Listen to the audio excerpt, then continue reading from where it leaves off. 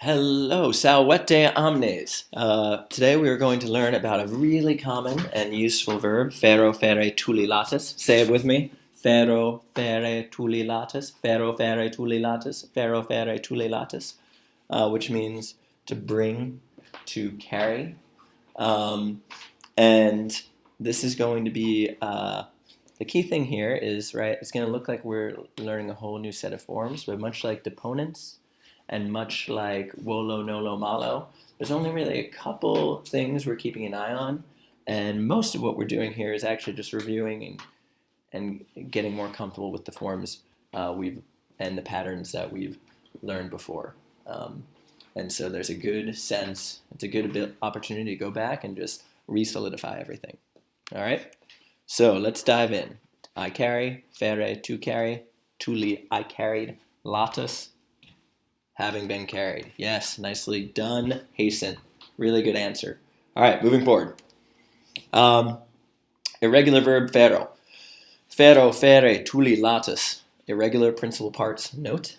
And as I mentioned, this is going to be the number one thing we're going to get down in this video. We're going to be like, I got these principal parts, and if I have these principal parts, I'm going to know like 60% of the forms already because they're identical to any other verb you've learned so far in terms of the pattern we're going to use to create the tense. All right. Also, just like with wolo, nolo, malo, you're going to have an irregular present tense that we're going to want to get down. And then otherwise, just like nolo, wolo, malo, just follows third conjugation rules. The number one big one being et. It's the future. Amos, et is ent. I'm still making a thing. Also, it's going to have the same subjunctive rules, right? So it's we eat caviar. So in the present active tense, it's going to have an A. In present active subjunctive, it's going to have an A vowel. And you're going to have Ferre bomb, an E with a macron for the imperfect, right? So we're going to keep remembering that it's going to have pretty much all the third conjugation rules except for that present tense. And then finally, the perfect system active and passive is going to be completely normal, right? We're going to use the Tuli for the perfect active, and we're going to use Latus for the perfect passive system.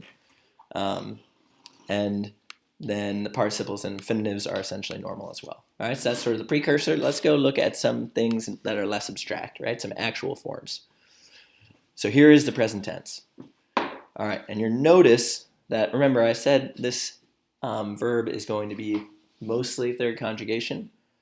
The regular forms here, like ferimor, ferantor, ferimini, right? Ferimus, ferant. Those regular forms have the same vowels that you would see in the third conjugation present.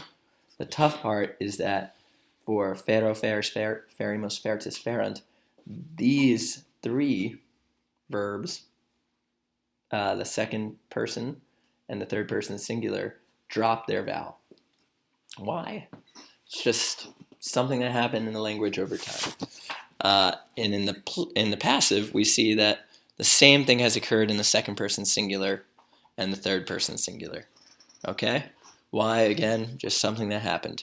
And so we want to make sure that we study these forms, probably say them aloud to ourselves. Remember that the second person is particularly tricky, and then the third person singular is tricky.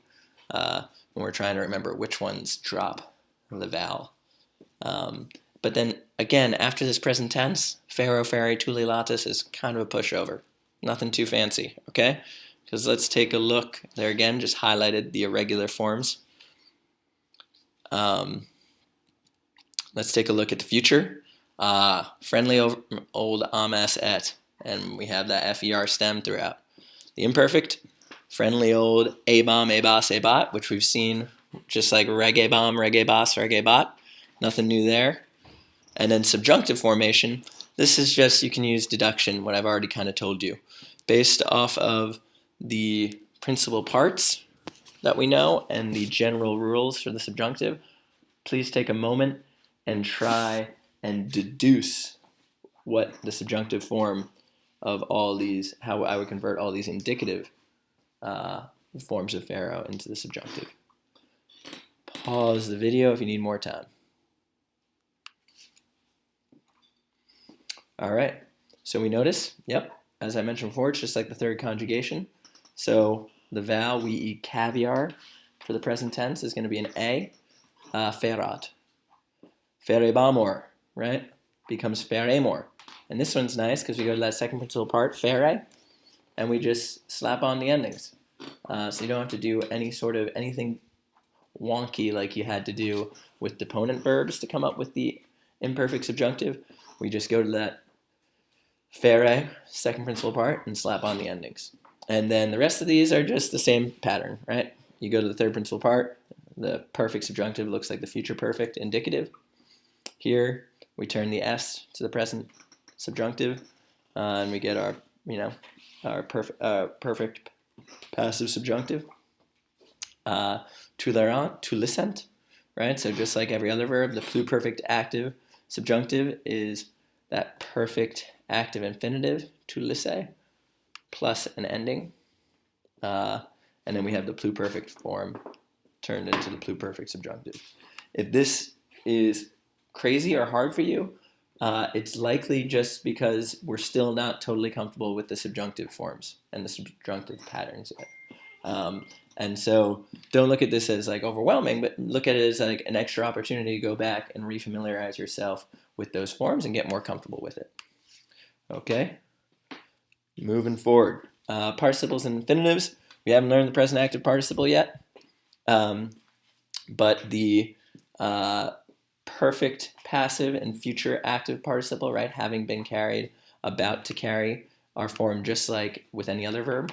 Go to the fourth principal part for the perfect passive participle. We go to the fourth principal part and add in a UR to make it a future active participle.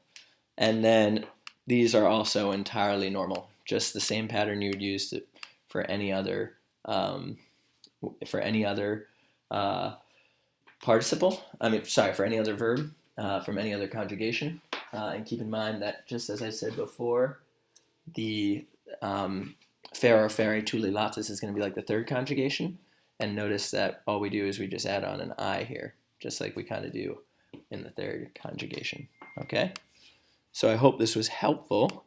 If you want extra practice, there's great Latin to English practice on page 193 of your textbook. This might actually be assigned as part of the homework. Check the portal page. And there are not answers in the notes section. That was from an old time. But we'll go over those answers in class. Okay? Have a great rest of your weekend.